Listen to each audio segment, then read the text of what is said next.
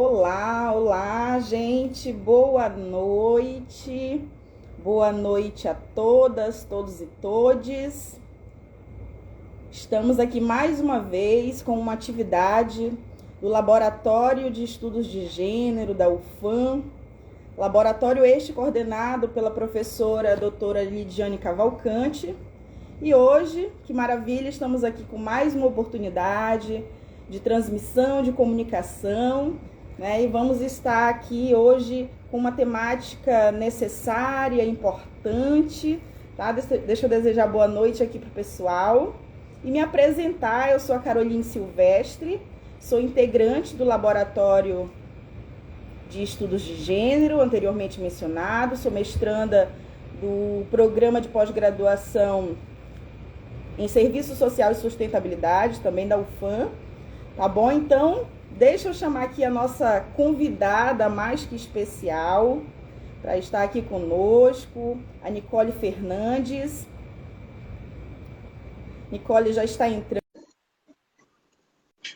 Vamos só aguardar um pouquinho aqui, que já ela entra na telinha com a gente, tá bom? Marcando presença aqui conosco, a Josefa, Ana Cláudia, Isadora, o pessoal do laboratório está em peso aqui conosco. Amaral, Jane, Nicole, chegou a Nicole. Tudo bem, Nicole? Boa noite. Tudo bem, Carol, boa noite. Estou aqui ainda ajeitando esse celular para ver se a gente consegue ficar numa posição adequada. Sempre aí a tecnologia ainda dando algumas confusões aqui pra gente. Tranquilo, sem problemas, Nicole.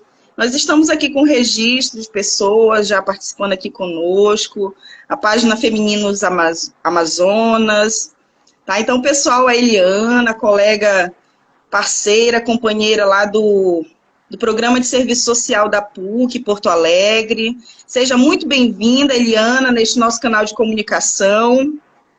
Muito bom vê-los aqui. Gente, então é isso. Já estamos aí com alguns minutinhos para... Já deveríamos ter iniciado, mas o importante é que estamos aqui. Tá? Deixa eu falar um pouquinho dessa proposta, né? Uma proposta que nos trouxe aqui, que trouxe a nossa convidada, Nicole, aqui para este momento. Essa live de hoje, intitulada Racismo Estrutural e Práticas Antirracistas, ela foi pensada em alusão ao dia 13 de julho, o Dia Nacional de Combate à Discriminação Racial. Então, a partir deste dia, a partir de toda a demanda a se discutir acerca do tema, nós fizemos um convite, nós do laboratório fizemos um convite à Nicole. A Nicole é prata da casa, né? Então é uma convidada especial.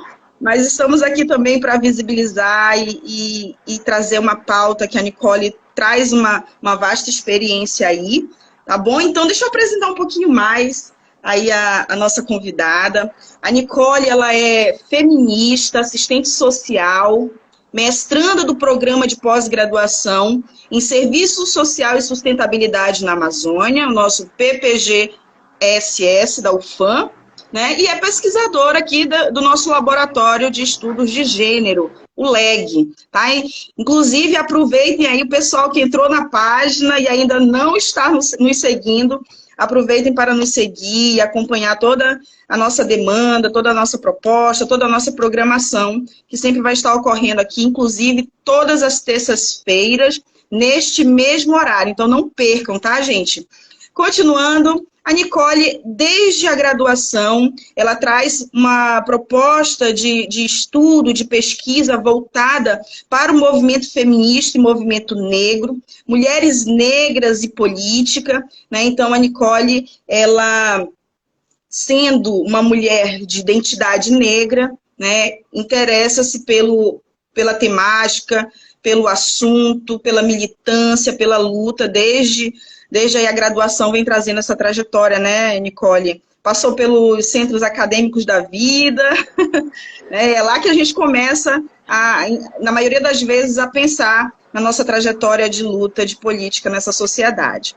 Né? Então, a Nicole, fiz uma pergunta inicial a ela, né? E ela diz que hoje o objetivo dela é contribuir com o movimento feminista e o movimento negro a partir da produção teórica para subsidiar a luta, né? Então foi uma pergunta ali inicial acerca dessa trajetória dela e ela respondeu aí com maestria que o objetivo dela é, a partir da produção teórica, subsidiar com a luta, né? Então é isso, Nicole, eu vou te passar a palavra, fica à vontade, tá? Eu quero lembrar todos, todas e todas que nos acompanham aqui, que vocês podem interagir aqui conosco, através do chat, com comentários, com perguntas, com testemunhos, né, e que a gente possa construir aqui um diálogo juntamente com a nossa convidada. Nicole, a palavra é toda tua.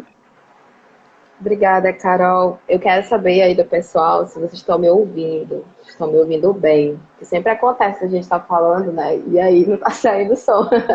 Tá tranquilo. Então me avisem aí qualquer coisa. Boa noite a todos, a todas, a todos. Como a Carol já falou, eu sou a Nicole, sou assistente social, sou feminista negra, sou mestranda também do PBGSS UFAM e também sou aqui da casa do Laboratório de Estudos de Gênero. Eu quero agradecer o espaço e também dizer que eu fico feliz que essa temática, que é muito importante para a gente, seja de interesse do laboratório e também da universidade, ao qual o laboratório aqui está vinculado, né? É sempre fundamental a gente estar aproveitando todos os espaços para estar inserindo pautas como as pautas do movimento negro, do movimento feminista, e é muito legal que o laboratório seja esse espaço. Também quero agradecer aqui a participação do movimento feminista que está por aqui. Temos algumas dirigentes partidárias, militantes do movimento feministas, companheiras que junto a mim e a outras tantas construíram muitos atos, muitos movimentos, inclusive o Ele Não em Manaus. Então quero saudá-los e dizer que fico feliz que estejam aqui. E bom, né, Carol? A Carol me abordou com a proposta, o grupo me abordou com a proposta de trazer a temática de racismo estrutural e a prática antirracista por conta do Dia de Combate à Discriminação Racial.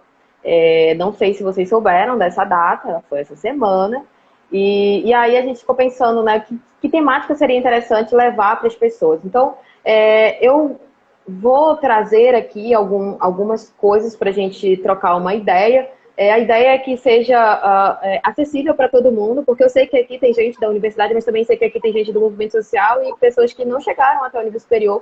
Então a ideia é que você, que não tem letramento racial nenhum, ou que tem algum, entenda o que eu vou falar e que a gente possa aqui compartilhar muitas coisas, inclusive experiências e vivências. Então fiquem à vontade também para se comunicar aí pelo chat.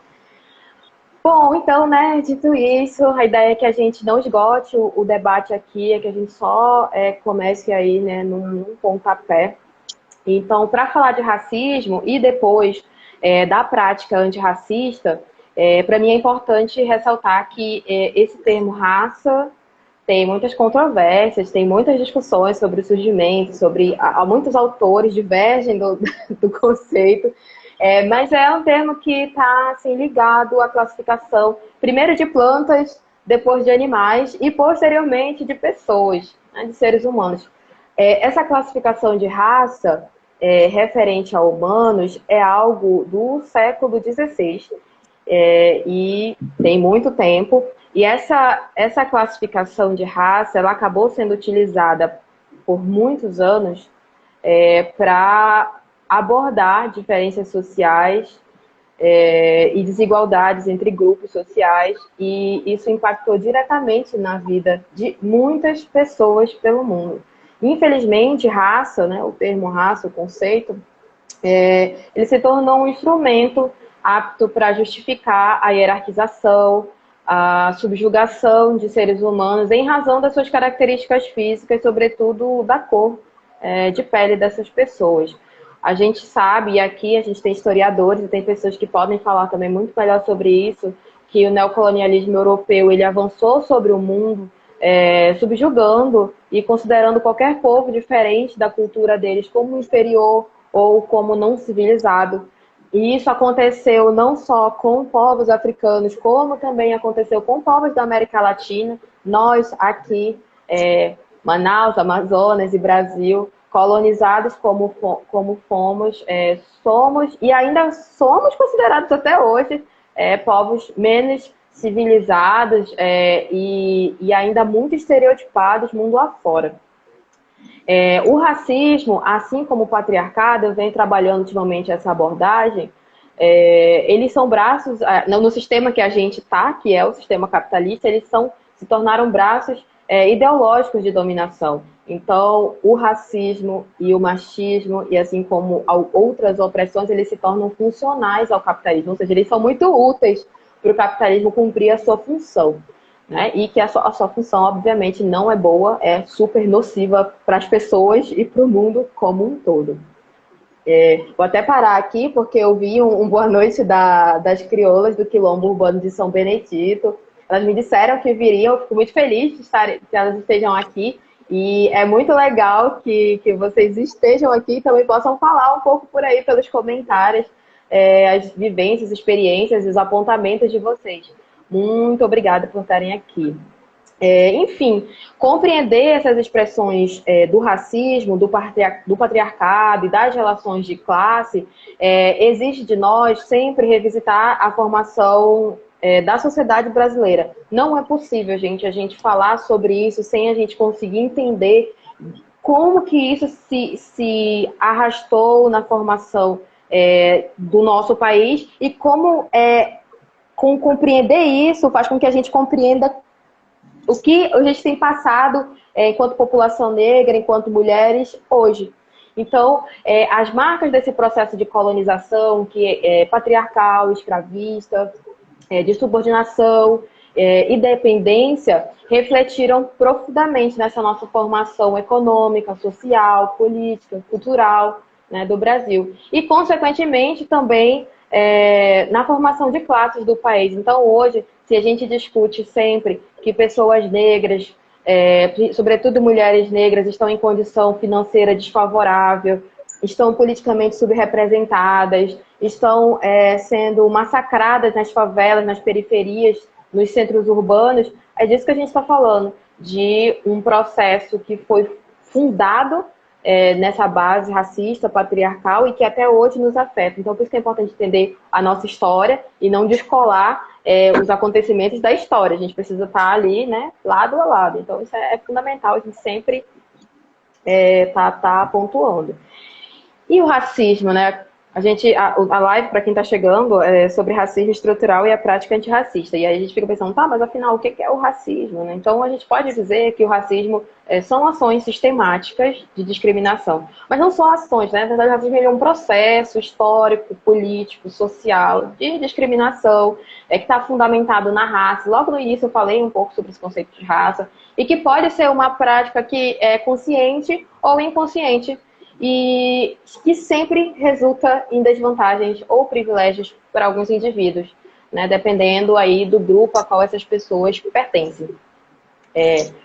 E aqui eu lembro que as pessoas sempre dizem, porque aquela pessoa negra, ela é racista.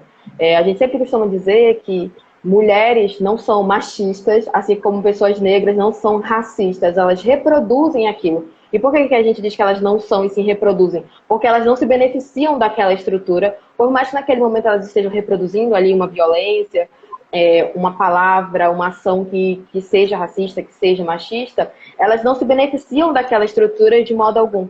Então elas não são machistas ou racistas, elas estão apenas reproduzindo algo e não se beneficiando dessa estrutura, né? É importante a gente colocar isso. É também importante a gente colocar que racismo é diferente de preconceito racial e é diferente de discriminação racial. E aí eu vou explicar um pouquinho o porquê. O preconceito racial, ele é aquele juízo que algumas pessoas têm baseadas em algum estereótipo de determinado grupo. E aí a gente pode trazer aqui como exemplo, sabe aquela ideia de que chineses são naturalmente experts em matemática ou são, assim, gênios da tecnologia. E aí toda vez que alguém olha para uma pessoa chinesa, japonesa, enfim, e diz, Nossa, você deve ser muito inteligente nas tecnologias, deve ensinar muita gente. Ou aquela ideia de que o negro é raivoso, fulano, aquela mulher que fala mais alto, que fala com maior ênfase, ai, lá vem a mulher raivosa. Sempre são esses estereótipos, esses juízos que são feitos em cima de determinados grupos. Também a gente ouve muito em relação aos judeus, como pessoas que não são confiáveis, e outros grupos também que são que sofrem esse preconceito. Então, o preconceito ele está ali associado ao juízo, né? A discriminação racial, ela é o tratamento diferenciado a grupos racializados por meio da força. Então, a discriminação racial, ela está relacionada diretamente a poder. E essa discriminação racial, ela pode ser direta, como, por exemplo, a loja X, que se recusa a atender uma pessoa por conta da cor de pele. Né? Esse aí é uma discriminação direta.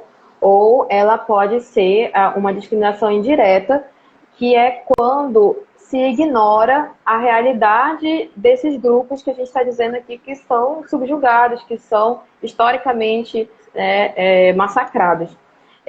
A discriminação racial a longo prazo, ela interfere profundamente na vida dos grupos racializados. E aí a gente está falando aqui de afetar possibilidades de subsistência, de dignidade, de ascensão social, de reconhecimento e até de sustento. A discriminação racial... Oi, pode falar. Tu estás comentando aí acerca dessa construção historiográfica, né, das pessoas, das raças, das etnias. E é importante lembrar aqui o nosso público, a todos que estão nos assistindo e aqueles que irão assistir posteriormente, né, até porque a live vai ficar gravada, é importante nós ressaltarmos acerca dessa perspectiva de discriminação racial. Neste momento aqui, nós estamos mencionando o contexto e fazendo alusão ao dia 3 de julho, né? E, na maioria das vezes, as pessoas esquecem que não só as pessoas negras sofrem racismo, são estigmatizadas, né? Tu mencionastes aí a história do Brasil, a historiografia do Brasil, e nós sabemos que desde o início da colonização do Brasil, os povos indígenas de todo o Brasil, eles sofreram com esse processo de estigmatização, com esse processo de discriminação racial, discriminação cultural, né? O processo de aculturação, ele tem uma tendência a trazer essa discriminação, porque a gente vai para se pautar numa perspectiva de cultura hegemônica, de uma cultura superior, né? Então, nesse contexto que nós estamos hoje, nós percebemos o quanto vocês, mulheres negras, pessoas negras, estão ainda mais resistentes frente a todo esse preconceito que se constrói ao longo da história do Brasil, né? Ao longo do Brasil colonial, ao longo do Brasil república e ao longo deste momento, deste país, desse contexto. Eu queria que tu comentasses um pouco aí acerca desse enfrentamento, né, a essas práticas racistas. A nossa proposta aqui é falar sobre o racismo estrutural, mas também sobre as práticas antirracistas, né, e mais do que nunca esse contexto aqui ele precisa ser enfrentado com muita resiliência, mas também com muita politização, né? E é importante termos pessoas politizadas. É por isso que hoje a Nicole está aqui para trazer informações, para trazer conhecimento, para falar sobre a luta dela. Então, se tu puderes comentar aí, Nicole, sobre essas práticas antirracistas frente a esses exemplos que tu acabaste de dar aí e trazer esses conceitos para nós. Então, Carol, as manas aqui do Quilombo Urbano, São Benedito, estão comentando aqui os indígenas também, os quilombolas também. Inclusive, uma prática racista que é recorrente por aqui é a de que indígena é preguiçoso, que os nossos ribeirinhos são preguiçosos. E de onde é que vem esse estereótipo? Por que o nosso modo de viver inclusive um modo de viver muito harmônico com a natureza, sobretudo dos nossos povos aí, originários e tradicionais, é considerado pelo outro como algo ruim, como algo não civilizado, né? E aí tem sociólogos aqui também participando da live, a gente já discutiu com alguns sobre isso, né? Sobre como que as nossas comunidades são vistas como preguiçosos, porque depois de fazer todo o seu trabalho nos primeiros horários da manhã, porque sim, essas pessoas acordam muitíssimo cedo para fazer aquele trabalho laboral, vão ter o descanso merecido delas à tarde, porque a vida não gira em torno de ter dinheiro, acumular mais dinheiro e gastar todo o dinheiro para acumular mais dinheiro e viver nesse ciclo eterno que vive em função do lucro. Afinal, né, as nossas vidas, as vidas dos povos originários e tradicionais, ela está completamente oposta a viver em função do lucro. Então, é uma prática racista, que eu não sei se vocês já perceberam aqui, mas ser antirracista também significa observar esses estereótipos que chegam pra gente e pensar de onde é que isso saiu, gente? Por que aqui a gente é considerado preguiçoso? Por que as pessoas estão dizendo pra gente isso? Então, uma prática antirracista é questionar esse tipo de comportamento, inclusive quando vem daquele seu coleguinha, influenciar com que ele leia, né, mais, ou que ele entenda, ele compreenda essa realidade e pare de estar reproduzindo esse tipo de coisa. A gente pode ir muito além quando o pessoal fala de prática antirracista, sempre fala assim, quantos amigos negros você tem? Gente, eu vou muito além, porque não adianta nada você ter amigos negros e você ser uma pessoa racista, você ser uma pessoa que não acolhe aquele amigo, ser uma pessoa que, enfim, não é legal com aquele amigo. Então, não adianta muito você ter só amigos negros. É importante pensar na saúde das pessoas que estão ao seu redor e se você é uma pessoa legal com elas. Então, eu acho que práticas antirracistas que a gente pode adotar, que inclusive foram práticas que eu adotei a partir do momento que eu compreendi a subrepresentação das pessoas negras, é pensar quantas pessoas negras eu ouço no meu podcast, no meu Spotify, no meu YouTube, na minha vida aí que adora música. Quantas pessoas negras eu ando lendo, eu ando compartilhando, eu ando seguindo. Quantas pessoas negras tem ao meu redor? Quantas pessoas negras fazem parte do meu grupo de pesquisa? E o que essas pessoas estudam? Elas estudam só racismo? Porque, né? Existe uma concepção também muito errada de que pessoas negras só devem ser chamadas no Novembro Negro e para falar de racismo, como se a nossa vida fosse resumida a violência, dor, né? E Nicole, ali. Então, eu costumo pedir, quando eu entro numa sala de aula, eu sou professora de literatura, né? E sempre que eu entro em sala de aula e começo a trabalhar uma determinada temática, principalmente num contexto da literatura realista no Brasil, onde nós temos figuras, por exemplo, como Machado de Assis, que foi um autor negro, mas que a mídia do século XIX, ela embranquecia as fotografias, né? Ainda mais, já tínhamos fotografias preto e branco, mas ela embranquecia ainda mais com o objetivo de embranquecer a pele, a coloração, né? A pigmentação daquele autor. Né? Então, quantos autores negros estão na sua prateleira de livros?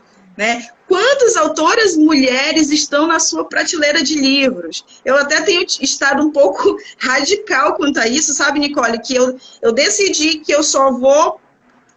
Tá, radical entre aspas, tá? Eu só vou comprar livros físicos, se forem de mulheres ou de pessoas negras, indígenas, né? Porque se nós pararmos para pensar, é uma escassez tremenda de representatividade. E não é porque são pessoas que não produziram, que não são cientistas, não. Nós temos na história, por exemplo, da literatura, nós temos um véu sobre as autoras negras, né? Nós temos um véu sobre as mulheres e ainda mais um sobrevéu sobre as mulheres negras. Então, isso é para a gente refletir no nosso dia a dia. Quando a gente entra numa livraria que está escolhendo um livro, quando é possível, né? Que nós vamos escolher um livro, qual é o autor que é mais fácil nós termos acesso naquela livraria? Eu já parei para olhar para minha prateleira e perceber que eu tinha poucas autoras mulheres. Eu falei, como assim? Tem algo errado aí, né?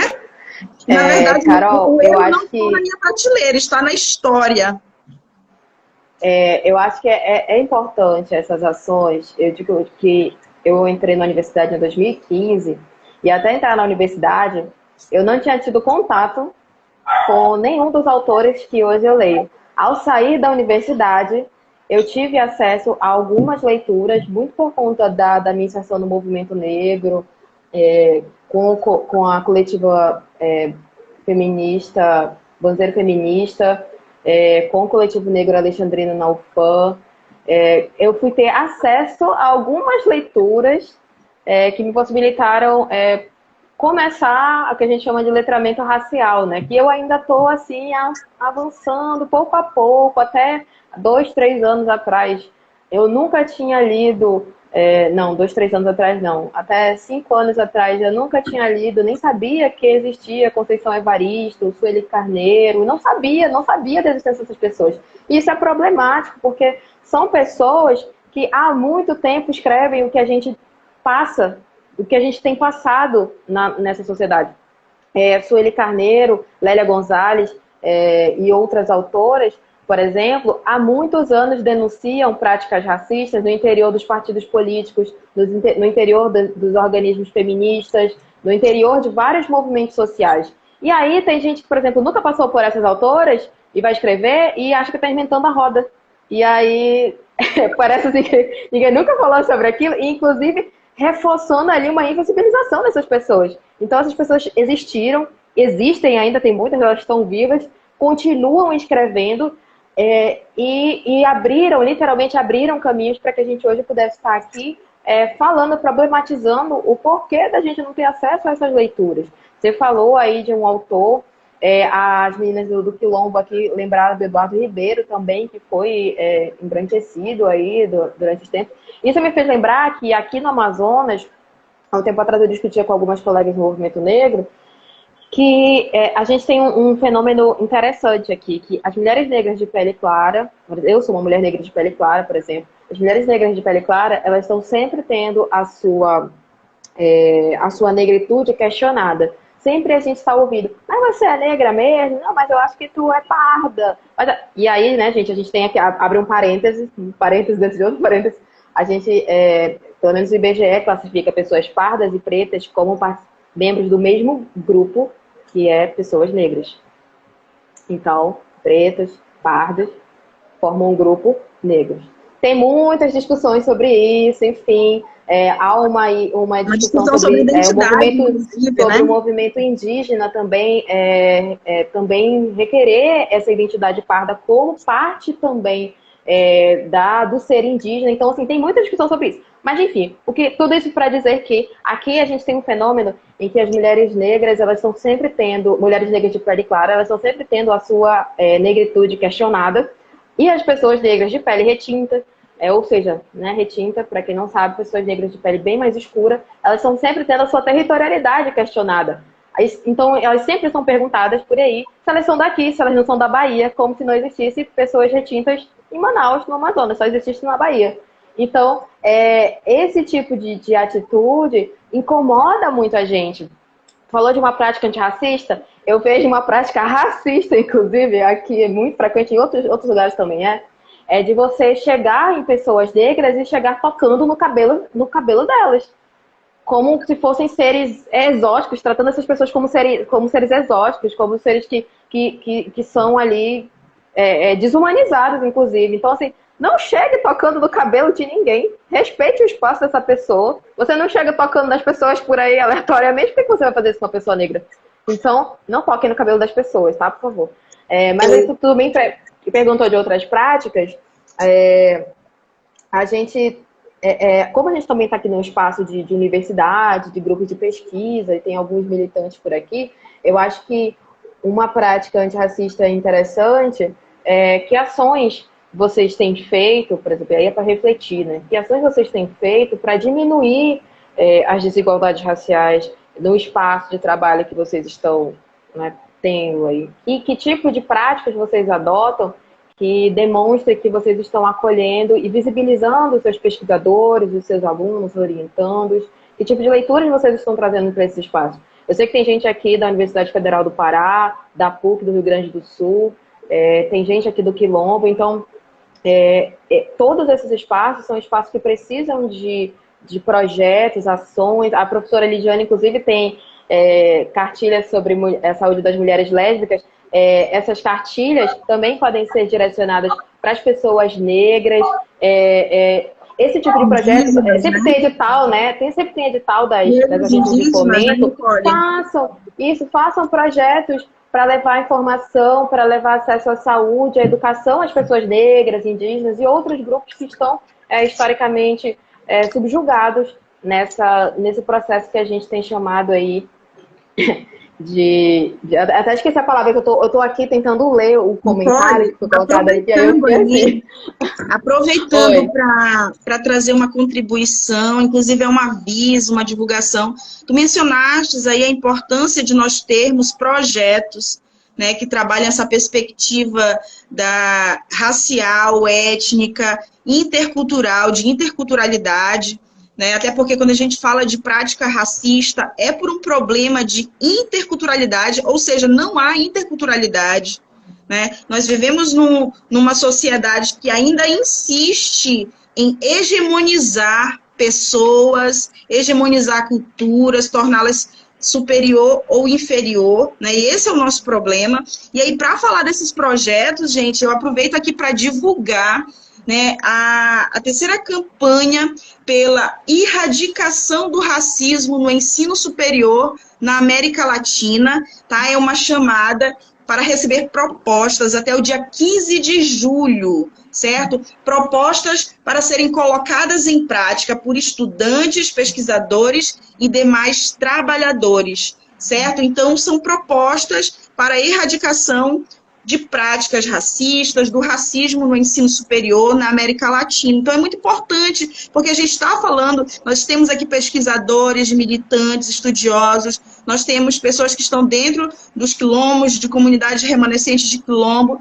nós estamos aqui também falando dos povos tradicionais da Amazônia, dos povos da floresta, das pessoas que são discriminadas e são tidas como inferiores, né, numa perspectiva social, cultural, cidadã. Então, o objetivo, a nossa proposta aqui é divulgar esse tipo de projeto, né? Então, se vocês quiserem saber mais informações, pesquisem aí sobre essa campanha. É uma campanha de realização da Unesco Educação Superior e povos indígenas e afrodescendentes na América Latina. Eu estou aqui aproveitando para divulgar, porque o projeto de pesquisa que eu faço parte, Nicole Colins, lá da UFPA, ele é parceiro aí da Unesco nessa proposta, nessa pegada, nessa luta, né? Eu não sou uma mulher de pele negra, mas eu me identifico com a cultura negra, eu me identifico com a luta, claro que não no lugar da Nicole, no lugar de fala, no lugar de dor dela e de outras mulheres e outras pessoas, mas eu acho que o nosso objetivo aqui é nos unirmos, homens, mulheres, pessoas LGBTQI, em prol dessa luta, tá? Então, só te interrompendo aí, interrompendo não, né? Porque coisa boa a gente compartilha e abre espaço. Gente, inclusive, não esqueçam de compartilhar essa live, tá? Estamos aqui já quase caminhando para o final, mas não custa nada compartilhar, vai ficar salva no nosso canal.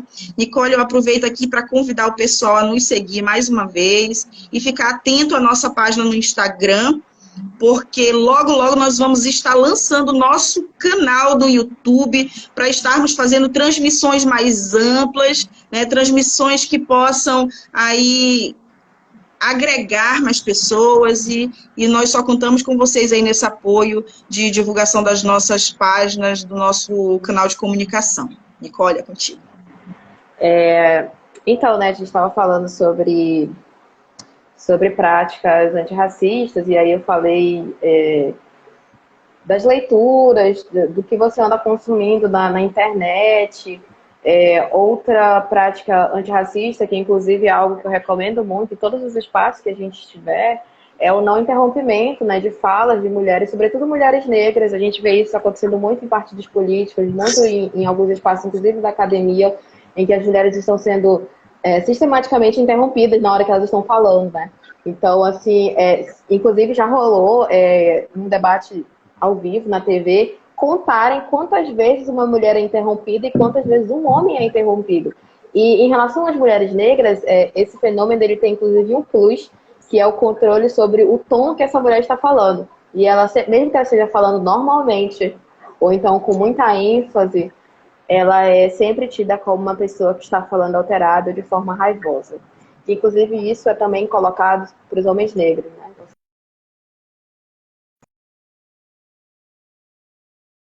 Então, policiamento de tom, que a gente chama, né? Controle de imagem também, que é um conceito aí cunhado pela Patrícia Hill Collins. Então,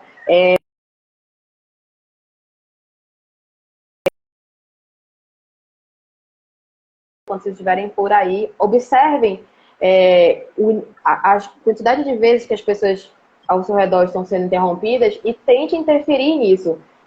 Criar e exercitar uma prática de não interrompimento, uma prática com que as pessoas contem as suas vivências e você espere o seu momento de falar, suas experiências, suas vivências.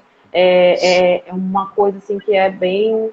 E isso eu só lembrei porque aqui nesse chat tem pessoas que eu convivo, que já passaram por isso, e a presença delas aqui me fez lembrar desses acontecimentos que são muito chatos, inclusive, dos espaços que a gente frequenta. Para a galera que é de Manaus, por exemplo, eu queria saber se vocês conhecem o Quilombo de São Benedito. Vocês sabem que aqui tem um quilombo? Pois é, gente, olha aí, vamos visitar o quilombo, lá tem muita coisa legal. Quilombo tem urbano, pagode, né? tem atividade, é histórico. Sigam aí as redes sociais das meninas. Então, se você é de Manaus não conhece o quilombo, recomendo que você vá conhecer o quilombo. Também outra prática antirracista que foi solicitada aqui, comece a enegrecer as suas redes sociais, os seus artigos. A Michelle falou aqui de interseccionalidade. A pesquisa que eu tô elaborando agora, que está relacionada com mulheres negras na política, eu entrei no mestrado com essa coisa na cabeça, né, muito forte. Eu quero priorizar autores negros e autores da América Latina. Então, vamos tentar aproveitar ao máximo os autores que falam da nossa realidade, que estão aqui, que estão... Significa que eu vou jogar fora o que o fulano lá da Alemanha falou? Claro que não, né, gente? Não vou jogar fora, nada. Algumas coisas a gente, obviamente, né, já conseguiu avançar no debate, outras não, mas não dá para jogar tudo e dizer que eu só vou estudar agora isso. Mas exercitem a prática também de estar lendo, verificando que autores da América Latina já falaram sobre o que você está estudando, o que você está pensando. De repente você encontra contribuições aí que vão abrir outros caminhos para a sua pesquisa. A gente também está no momento em que foi recentemente aprovada o Dia Internacional dos Povos de Terreiro, de Matrizes Africanas, enfim. E aí também fica uma pergunta aqui, se vocês já foram conhecer as histórias dos orixás. Eu também sei que aqui tem pessoas evangélicas, tem pessoas católicas, e aí eu pergunto a vocês já foram, pararam o tempinho de vocês e foram pesquisar sobre a história dos orixás, ou a respeito do candomblé e da umbanda? É legal a gente ir atrás. Você não está fazendo mal nenhum para o universo e buscar saber a respeito e parar de reproduzir práticas, por exemplo, de quando vê uma pessoa com turbante, virar a cara ou fazer comentários desnecessários sobre aquela pessoa estar de branco numa sexta-feira, sobre ela estar com seu turbante, com a sua guia, ou cultuando o seu orixá. Então, uma prática aí pra gente adotar, né? Dar uma pesquisada na história dos orixás, já tem livros sobre isso, já tem muita coisa sobre isso aí, gente. Não dá pra dizer que é falta de acesso de internet, porque não dá, gente. Tem livro, tem biblioteca, tem na internet, tem tudo que é lugar. A internet, inclusive, facilita muito, né, Carol, o debate pra gente. Sim, sim.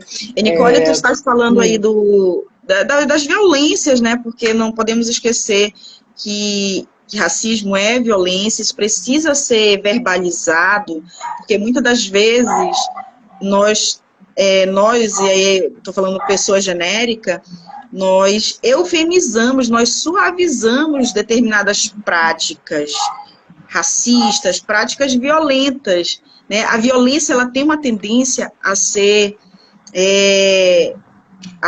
apagada, a ser eufemizada, suavizada, para que nós violentados, e aí eu estou me colocando no lugar de fala enquanto mulher, para que nós violentadas, violentados e violentades, nos acostumemos com isso.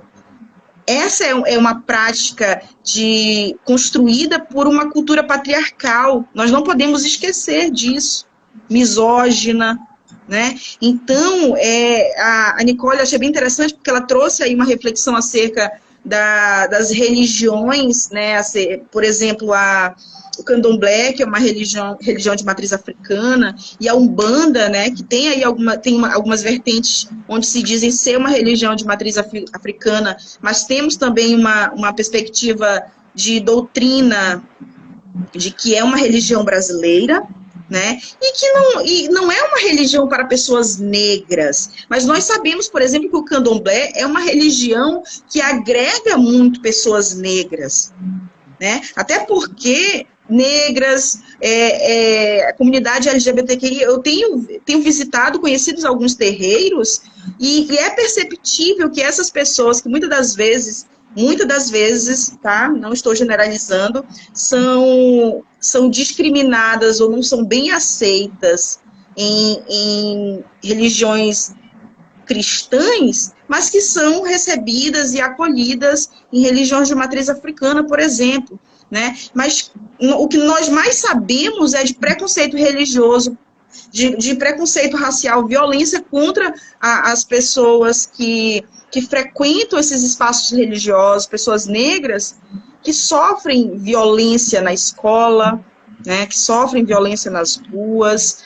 né? Como agir, Nicole, diante de um contexto, não necessariamente a violência física, né, onde se emprega a força física, mas a violência verbal contra essas pessoas? Como reagir? Como você que sofre esse tipo de violência deve reagir? É uma pergunta bem Carol, complicada, né? Mas eu acho que a gente pode falar como reagir, se eu for falar abertamente como reagir, eu vou ser processada. Então, eu quero reforçar... Não vai fazer derrubar a nossa live. Eu posso ser processada, mas assim, as pessoas que me conhecem sabem como que a gente reage à violência racial, né? Mas, para além do que foi dito, Carol, eu acho que isso estava, né, nas minhas anotações para falar. O racismo, ele não é só uma violência, gente. O racismo, ele é crime. E é fundamental a gente verbalizar que ele é crime. Toda violência é crime. Hoje é importante a gente verbalizar que o racismo é crime e que ele tem uma jurisdição a respeito e que a internet, por exemplo, não é terra sem lei, né? E as pessoas costumam achar que a internet é terra sem lei. Então, a internet não é terra sem lei, racismo é crime. Então, denunciar é importante. Hoje a gente tem canais para fazer denúncias, a gente tem contado com o apoio do Ministério Público, a gente tem contado com advogados, inclusive aqui em Manaus, recentemente foi fundada uma associação de advogados, de advogados negros, né, sobretudo negros, que é a Esperança Garcia. É uma iniciativa muito legal, que é um projeto muito bacana. Esperança Garcia foi a primeira advogada negra do Brasil, uma mulher escravizada que, enfim, tem uma história muito legal. Então pesquisem a história dela também, vão lá. Eu não vou dar o spoiler para vocês, vão lá atrás de saber quem foi a Esperança Garcia. Enfim, denunciar é importante, mas assim, eu gosto muito das práticas preventivas, sabe? Antes do negócio estar instalado, ou quando ele já está instalado, se você é assistente social, por exemplo, está nos assistindo e está vendo, por exemplo, o seu colega profissional ali na sua instituição dizendo que se recusa a atender uma pessoa porque ela está de branco no atendimento, você denuncia aquela pessoa para o seu conselho regional, por exemplo, e também começa a promover ações dentro da instituição de sensibilização em relação àquelas pessoas. A mesma coisa em relação aos espaços da universidade. Se você está vendo uma prática racista, por que você vai ficar calado? Por que você não vai repreender aquela pessoa? Eu sei que a falta de letramento racial, a falta também de conhecimento de alguns processos, às vezes amarra a gente não consegue perceber algumas coisas que estão na nossa frente. Eu passei por isso alguns anos atrás. Ainda passo, gente, não é tudo que eu olho, tipo, eu conseguia perceber que aquilo é um ato racista. Às vezes acontece comigo, eu nem percebo. Às vezes eu percebo na hora, às vezes eu demoro, aí eu fico pensando, nossa, isso aconteceu comigo, e aí eu vou ter uma reação. Então, assim, mas se você percebeu e você tá ali, você consegue fazer alguma coisa, por que não fazer? Então, haja. Não agir também é um problema. Você corrobora com aquela fala. Então, repreenda o seu coleguinha aí que está fazendo isso. Na medida do possível, eduque, ensine e faça com que ele não repita isso. E se ele continuar repetindo, gente, é denúncia mesmo. Eu acho que a gente não pode também ser muito maleável com algumas pessoas que estão assumidamente tendo posturas racistas e sabem que estão sendo criminosos e sabem aquilo, que estão fazendo aquilo com consciência. Eu acho que a gente não tem que ser leve, nem pegar leve com quem está sendo violento dessa forma, porque o racismo ele é um crime violento que mata as pessoas. Racismo, às vezes as pessoas acham que o racismo ele está assim, num patamar assim, distante, que afeta muito pouco a vida das pessoas. E eu disse aqui no início dessa live, gente, o racismo ele afeta diretamente a existência das pessoas. Pessoas são mortas pelo racismo, pessoas são mortas por conta de uma estrutura social que desprivilegia essas pessoas por conta da cor de pele, por conta da orientação sexual, inclusive, por conta da condição de gênero, enfim. É uma estrutura, e aí a nossa live é sobre racismo estrutural. O professor Silvio Almeida, no livro Racismo Estrutural, da coleção Feminismos Plurais, vai apontar para a gente que existem ali algumas concepções e diferenças entre o racismo individualista, o institucional e o estrutural. Inclusive, ele aponta que, ultimamente, as pessoas têm até utilizado... teve uma prática racista e aí ela imediatamente diz: ai, gente, desculpa, eu cometi um racismo estrutural. Gente, pera lá, né? O racismo estrutural, ele não é uma parede que você se esconde atrás para não assumir o que você acabou de fazer. Reflita o que você fez, não faça mais e pare de usar o racismo estrutural como sei lá, uma forma de se sustentar ali, de ficar se escondendo. Então, é interessante, leiam Nicole, esse livro, acerca do inclusive, ele é bem racismo interessante. estrutural, é interessante que eu costumo dizer, nós, a língua, né, por exemplo, a língua brasileira, o tronco linguístico tupi-guarani, a língua inglesa, né, são línguas estruturadas num contexto histórico, na história de uma nação, né?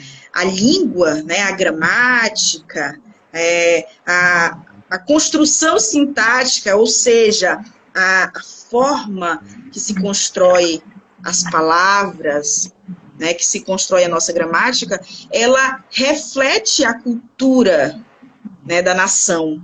E é interessante que eu, enquanto professora de língua portuguesa, Nicole, eu costumo trabalhar com os meus alunos o racismo estrutural na língua portuguesa, né? Os nossos vocábulos, por exemplo, quem nunca se referiu à mesa de cabeceira como criado mudo?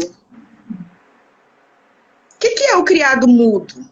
O criado mudo é uma mesinha que se coloca ao lado da tua cama, da cabeceira da tua cama, onde você ali vai apoiar um copo com água, uma vela, onde ali você vai colocar o remedinho, o livro que você vai ler à noite, né? É a mesa de cabeceira. Mas, historicamente, na história da língua portuguesa, né, desde o processo de escravização do Brasil, onde se escravizou pessoas aqui no Brasil, desde então criou-se e se trouxeram para a língua portuguesa essa palavra, esse vocábulo, criado mudo. Quem é o criado mudo? Era aquele criado, aquela pessoa escravizada que estava ali ao lado da cama pronta para servir, em pé, pronta para servir, e não podia nem sequer abrir a boca, ele tinha apenas que servir aquele que estava necessitando, entre aspas. Né? Então, a nossa língua portuguesa ela é repleta de vocábulos que vão eternizando essa nossa dívida com as pessoas que foram escravizadas e com seus antecedentes e descendentes. Né? Então, nós precisamos desconstruir, e eu faço esse exercício diário, da desconstrução de uma língua patriarcal, da desconstrução de uma língua racista. Se hoje nós estamos aqui desejando boa noite a todos, é porque nós somos contra um construto patriarcal da nossa sociedade, onde a língua portuguesa ela é sim uma língua patriarcal, onde a língua portuguesa ela é sim uma língua que se constrói em cima da dor, em cima do sangue. Né? Então, é importante a gente se atentar, tu chamaste a atenção, Nicole, sobre essa prática antirracista, né? E é importante que nos mínimos detalhes nós vamos aprendendo e nos educando primeiramente, porque antes de educar o outro, a outra pessoa, nós precisamos nos educar. E eu tento, na medida do possível, fazer esse exercício diário, principalmente nas palavras que eu utilizo. Tu chegares numa escola e a gestora da escola insistir que tu deves fazer um discurso, tu deves promover um desfile de beleza mulata, qual é a origem? Qual é a origem? Ainda existe isso, viu?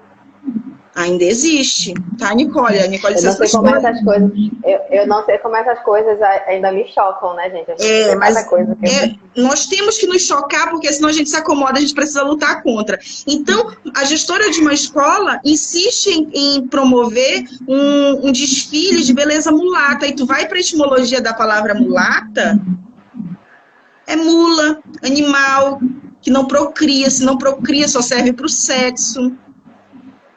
Nós sabemos do estigma construído em cima da mulher negra, né?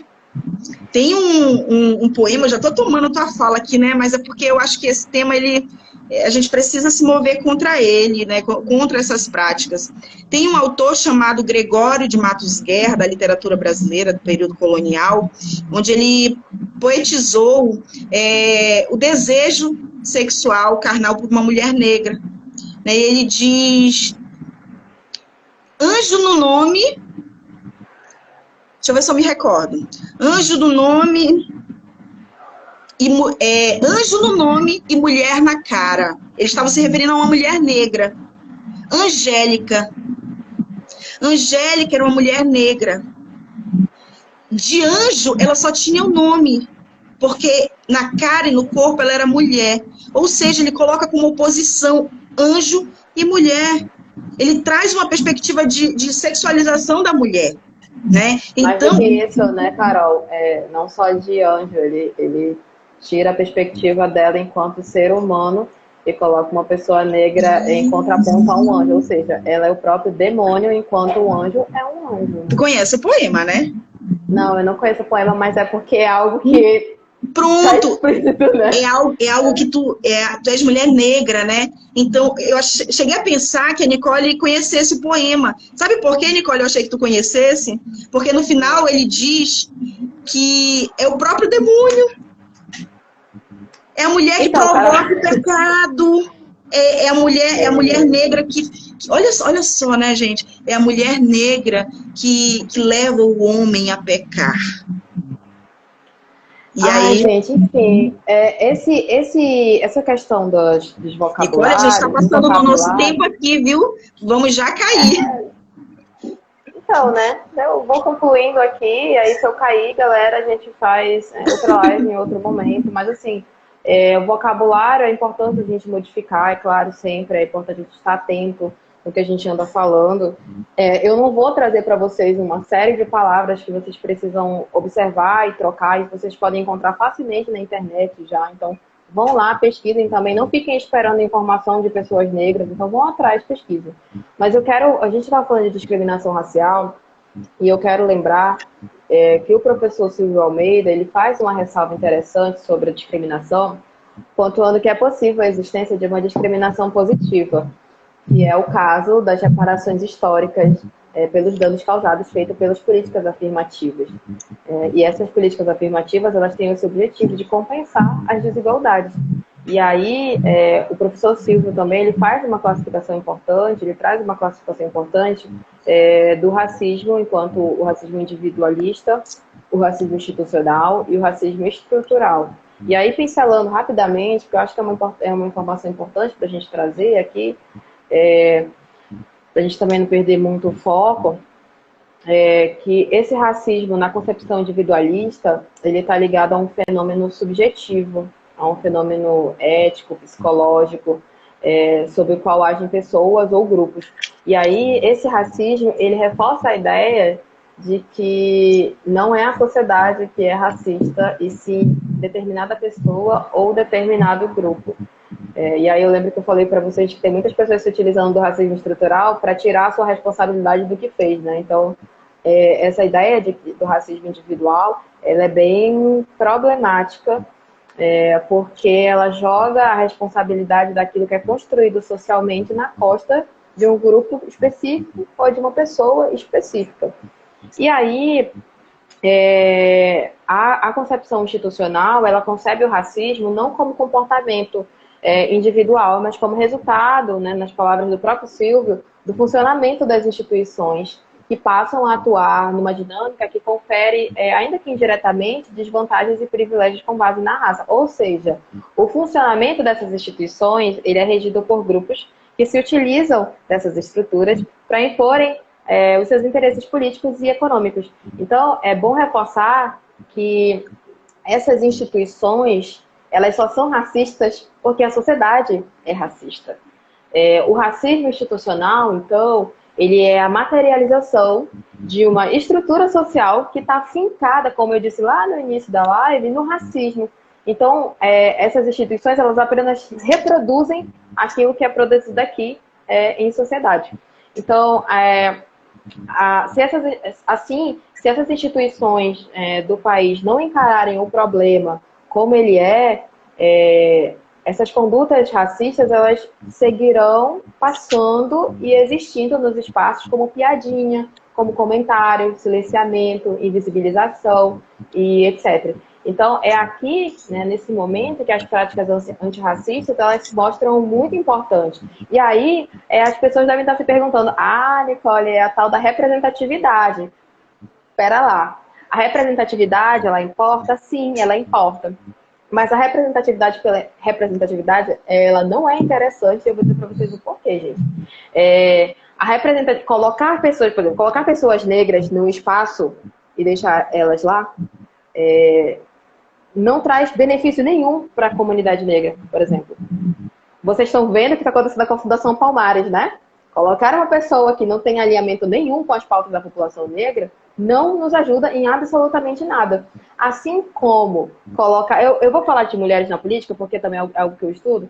Colocar mulheres na política e deixar elas lá não é bom pra gente. Acontece o que aconteceu com Marielle Franco. Colocam mulheres negras no poder e não dão segurança para que essas mulheres atuem politicamente. Não só enquanto parlamentares eleitas, mas também como militantes, como pessoas que estão aqui do nosso lado fazendo política. Então, é mais do que colocar pessoas negras no espaço e deixar elas lá, como figuras, como se fosse um objeto. É dar condições para que essas pessoas possam fazer para a população negra e para outras pessoas que estão nesse processo de visibilização. Então, a representatividade, ela importa? Ela importa, mas ela importa quando ela está ligada, associada às pautas. E não como quando a pessoa negra, ou a pessoa indígena, ou qualquer pessoa que esteja ali representando, ela esteja ali como mera figuração. Hoje a gente, por exemplo, tem mulheres na política eleitas que não fazem nada relacionado a mulheres. Não promove nenhum bem-estar para a população que elas dizem que representam. Então, aí eu pergunto para vocês, essa representatividade para vocês importa? Acho que não, né? Então, temos que observar aí, né, Nicole, quem está nos representando em todas as esferas. Sim, a gente até tem que tomar cuidado, porque agora está no período eleitoral, então a gente não pode falar muitas coisas aqui, né, por conta desse período. Mas, vamos caminhar para o encerramento, Nicole? Eu já estou encaminhando para o encerramento. Como eu falei do racismo institucional, eu já entrei no racismo estrutural. E aí, é importante dizer, contudo, que esse racismo estrutural, ele não é uma patologia enfim, né? Ou um simples problema institucional. Ele tem raízes profundas, e se essas raízes são profundas, as reflexões que a gente precisa fazer para enfrentá-las, elas devem ser profundas e também responsáveis com essas pessoas. No nosso país, o racismo, ele não é exceção, né? Ele é regra. E isso é bom que fique claro. Então, esses comportamentos que a gente diz que são os comportamentos individuais e institucionais, eles são reflexos do que a gente está vivendo aqui. Então, hoje, entender que esse racismo estrutural é estrutural e não um ato isolado de um indivíduo, de um grupo, torna a gente muito mais responsável para combater o racismo e as práticas racistas. Então, como eu disse para vocês lá no início, mais do que nota de repúdio, mais do que comentário moralista do tipo, nossa, em pleno século XXI a gente ainda tem pessoas racistas, ou não, nós somos todos humanos, não sei o quê. Mais do que isso, gente, a gente precisa de ações, de mudança de postura, práticas antirracistas. E aí, gente, eu vou deixar aqui para vocês, para finalizar, algumas redes sociais que vocês podem seguir para irem alimentando um pouco aí a cabeça de vocês. @serantirracista aqui no Instagram. Lá tem, todo dia eles postam uma forma de você ter uma prática antirracista. Isso é muito legal. @Carla Cotirene é uma autora que pauta a interseccionalidade, uma autora que a gente aprende muito lendo o que aquela mulher fala. Sigam as crioulas do Quilombo, que estão aqui também. É fundamental acompanhar a discussão que elas trazem também. A Winnie Bueno, que é uma autora também que pauta aí as questões raciais. Para Preto Ler, aqui no Instagram também, é muito legal. O professor Sidney, para quem quer saber mais aí sobre as questões de religião de matriz africana, é muito legal de seguir, porque você aprende muito.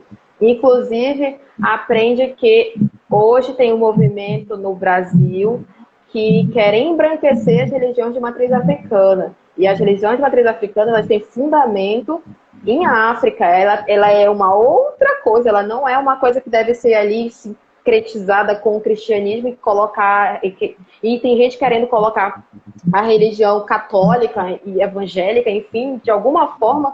colocar essas referências dentro da religião, né, nos terreiros. E o professor Sidney, o pai Sidney, ele coloca essas questões muito, todo dia nas redes dele. Isso é muito legal da gente estar atento e, né, perceber. Para quem é assistente social, @Praxis Preta, aqui também no Instagram. É um Instagram de mulheres assistentes sociais que são negras e resgatam os profissionais negros que passaram pela profissão para a gente, né, saber quem são. E, por fim...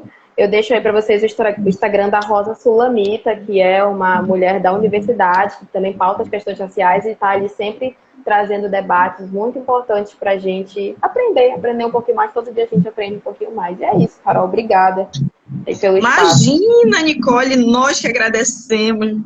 Foi um bate-papo que eu ficaria mais um tempo aqui, se nós não tivéssemos tanto artigo para produzir. Não é? Gente, agradecendo aqui, agradecendo imensamente quem passou aqui pela nossa live, pessoal que permaneceu até o final, Daniela, Célia, Josefa, professora Patrícia Gross, Tainá, Eliana, professora Lidiane, né, a nossa coordenadora. Agradecemos por toda a mediação, por toda a orientação, por toda a parceria de todos que estiveram aqui conosco. Nicole, muito obrigada por ter se disposto a trabalhar esse tema, que é um tema que não vai se encerrar aqui, principalmente aqui no nosso canal. Nós vamos ter mais momentos para dialogar, tá? Então, gente, nos acompanhem nas redes sociais. E é isso, até a próxima. Fiquem no bom descanso aí. Espero que vocês tenham um sono reparador, que amanhã todos nós possamos estar de pé, firmes e fortes, para lutarmos juntos. Tá bom? Obrigada. Gratidão, Nicole. Boa noite. Abraço. Obrigada, gente. Obrigada.